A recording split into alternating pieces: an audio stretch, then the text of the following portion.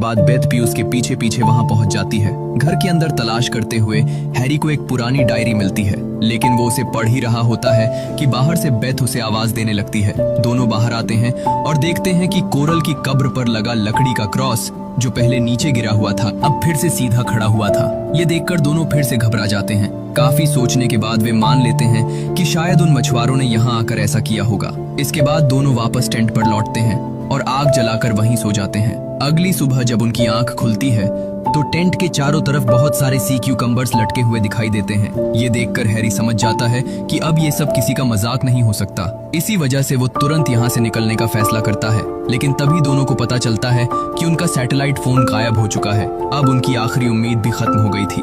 मजबूर होकर दोनों उन मछुआरों के पास जाते हैं और उनसे फोन के बारे में पूछते हैं, लेकिन भाषा अलग होने की वजह से कोई भी किसी की बात नहीं समझ पाता।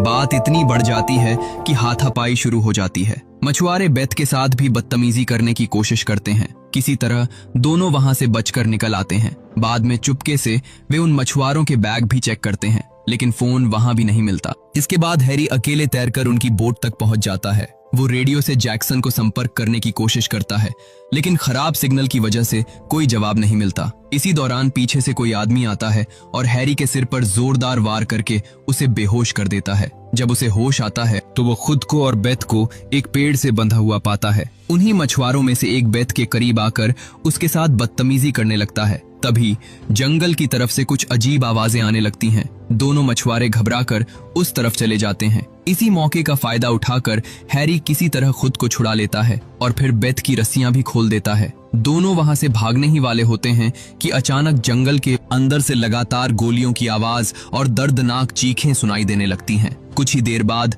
उनमें से एक मछुआरा बुरी तरह घायल हालत में भागता हुआ बाहर आता है। वो डर के मारे अपनी बोट लेकर वहां से भाग जाता है, लेकिन उसके साथी का कोई पता नहीं चलता। अगली सुबह बेथ घायल मछुआरे के खून के निशानों का पीछा करते हुए उसी पुराने घर तक पहुंच जाती है। वहां उसे वही पुरानी डायरी मिलती है। तभी हैरी भी वहां आ जाता है।